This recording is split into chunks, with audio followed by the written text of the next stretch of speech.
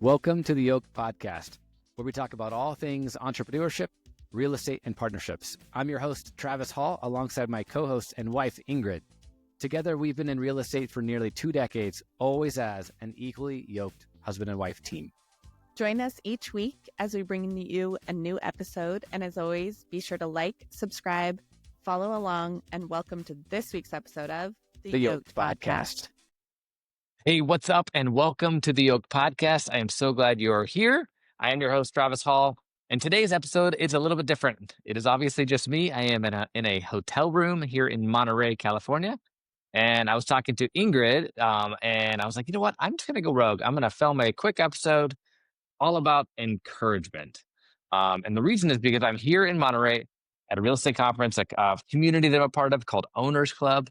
And it's been amazing. It's amazing. Every time I come, it gives me a shot in the arm of excitement and encouragement. And as you guys know, I'm an optimistic person by nature, but it's still just been absolutely amazing. And so I can't give you everything that I have because I've got pages and pages and pages of notes. But in general, I mean, the consensus in the real estate world is it is hard right now.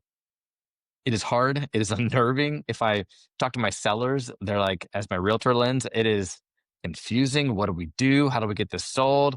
You know, like days on market is up, inventory is up, buyer demand is lower, interest rates are high. This war going on in Iran, like there's so many things that are just unknown. So today, I just want to peel back the curtain a little bit, talk about encouragement. And yeah, I mean, I guess really this is for my audience that is the investor, the soon-to-be investor, and maybe a realtor. I mean, everybody else can get some encouragement as well, but this is a true real estate lens and encouragement that I want to just pass on. So I got my notes here as well, and yeah, let's just talk about quick facts. Like I said, the inventory is high. I've seen some stats where it said there are more houses on the market than there were, and less buyers than there was since 2007. And so you can pull stats out of anywhere online, but there's a lot of inventory on the market and the buyer demand is low. I think buyers are hesitant because of high rates. I mean, we're still hovering around 7. You'll still see highlights of, hey, we're down to 6.8, and then they bounce back up to 7. We expected it to come down at some point. It hasn't, like everybody thought it would. So there's a lot of buyer hesitation and just unknowns with everything. And listings are sitting. Sellers are still unrealistic at times. Trust me, I know I am one of them. So it's just a tricky time. I think at the end of the day, like it's just a slower market. The hustle feels harder. The wins feel slower. And overall, like it doesn't mean you're doing it wrong. It just means the game has changed a little bit. And that's, definitely, and through my conversations I've had the last 2 days, it is the same. And so I think it's a time that we reframe this idea of this market that we're in. And I like this metaphor that I've heard, and this isn't the harvest season, it's a planting season. And I believe that's so true. It is not a harvest season. It's a planting season. It is a hard season. And in these seasons, this is where we plant and water those seeds. And when it turns, which it will, at some point it will turn and get good again. And that's when we reap what we sow. So I think just like all real estate we hear, it's always up and to the right. I think we have to think long-term, and just encourage you to think long-term thinking. I know for my realtor friends, like from a listing, it's hard to think long-term because your sellers might need to sell right now. And so I do have a couple things that I think you should work on and think about. But overall, I think the ones who are going to have fruit in the future are planning it right now. And so I think that's super, super important. And I think don't mistake mistakes and silence as failure. Like if you have a mistake, pivot. Just pivot and try again. I think it's all about building momentum and moving forward. And so I would just encourage you, like, keep going. Good action is better than inaction, right? And so keep moving forward. You can do it. You can weather the storm. And so I think let's talk about what's working and what we collectively have been hearing. And again, this group that I'm a part of is a lot of investors. It's a lot of investors. There are some agents for sure. A lot of people that are in business of some type of real estate adjacent activity. a lot of business owners as well, not just real estate. So I think number one in this season, it is building relationships. So being here, that is number one, is that who can I meet that can help me solve my problem right now? And so building relationships intentionally. So if you're a realtor, man, keep working on building those relationships. You can't put your head in the sand. So keep building those relationships, keep networking, putting yourself out there, being the professional. Just keep going, keep building those relationships and sharpening your skills. So whether you're an investor or an agent as well, like, man, keep practicing. Now is the time to go back to basics and really fine tune those scripts. If you're an agent, practice those scripts. Practice, practice, practice. Use AI, practice against AI. If you're an investor, practice. Just sharpen those skills, whatever those skills are. Or go take a sales course or communication course or something. Use this downtime to improve yourself. Creating content. That's another big, giant takeaway. Pace is so good at encouraging and very practical. We had a whole session today on content, and this is for me. I mean, I'm speaking to myself. I need to be better about putting content out there intentionally, using my podcast, using social media as a marketing channel. It's free. I mean, but put yourself out there. Be the professional that everybody needs you to be and wants you to be, and just create content. You don't have to overthink it. I overthink it, but just create content and then put it out there. Next one is following up. Follow up like a pro. I think this is so important. No matter what business you're in, you got to follow up. It's if you don't get a yes right away, that's okay. Follow up. Follow up. Follow up. Build real rapport. Help them solve the problem, whatever the actual problem is, but follow up with them. They need you to follow up. They're in the same season of life as you. It might be hard and scary. They need you to follow up. The last one that I'm all about right now, and this is hard in the realtor world. I get it. It's kind of a curse word, but it's all about creative. Get creative with your deal structures.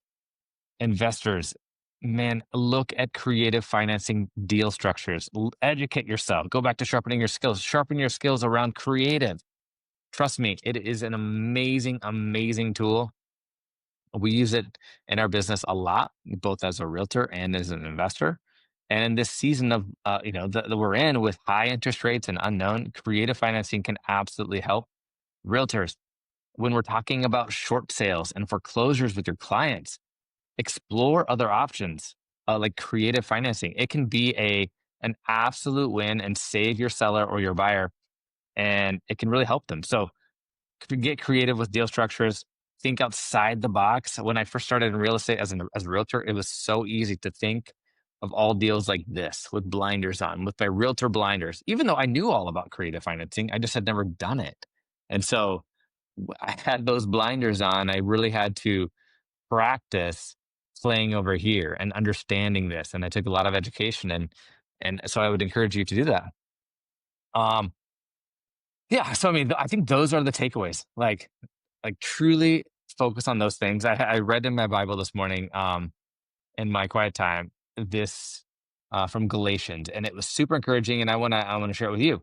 It was a verse out of Galatians 9. I'm going to read it real quick. It says, "Let us not grow weary in doing good, for at the proper time we will reap a harvest if we do not give up." Let me read it again. "Let us not grow weary in doing good, for at the proper time we will reap a harvest if we do not give up." And that's Galatians 6:9. And I think for me, it was super timely in reading that. Like, it has been a interesting time for Ingrid and I. You guys know that we just moved and we went through this whole bold decision-making series. We moved from Denver Metro to Northern Idaho, uprooted our whole entire life, expanded our business up here. We're kind of starting over in a lot of ways, which is super exciting. But we are sowing right now, sowing, sowing, sowing. And I know that in time we are going to reap a harvest. And for you guys that know me, I'm not giving up. So, for those of you again, that's Galatians 6:9. There's no such thing as wasted obedience. I read as well, and I love that idea. For Ingrid and I, this whole move and a lot of our leap of faith things that we've done recently have all been an act of obedience. And if you're being obedient, for me, I follow my Lord and Savior Jesus Christ. And so for me, if I'm being obedient to what he has for me or those promises he's given me, like I know that I know that I know I'm supposed to be here. And so I just encourage you to keep on going, especially if you're feeling discouraged.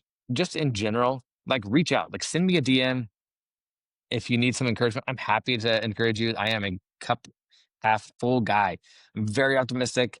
I am good at giving encouragement. If you need it, do not hesitate to reach out.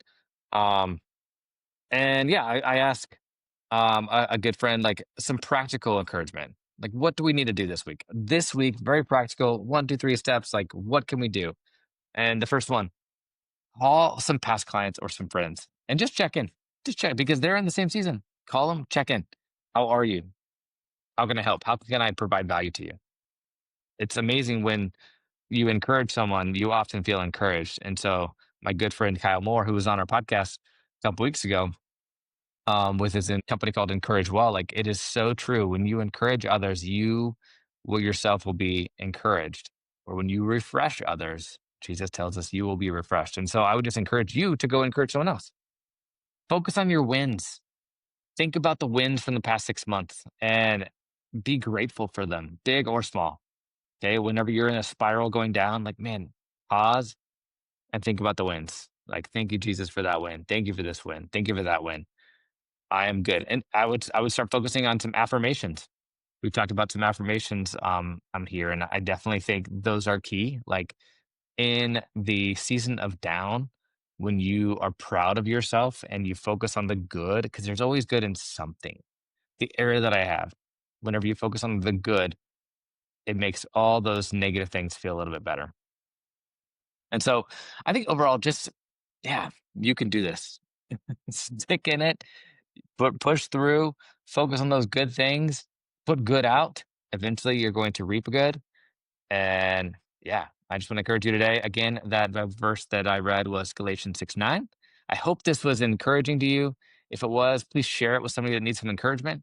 If you yourself need encouragement, shoot me a DM, shoot me a text. And yeah, until next week, have a great one. And as always, thank you so much for listening. If you like this, please click the like button, share this episode, and subscribe. It helps the algorithm, it helps push it to more people. And yeah, this is the Yoked Podcast, and thank you for listening. Thank you so much for listening to this week's episode of the Yoked Podcast. We hope you enjoyed it. And as always, be sure to like, subscribe, and follow along as we drop a new episode each week.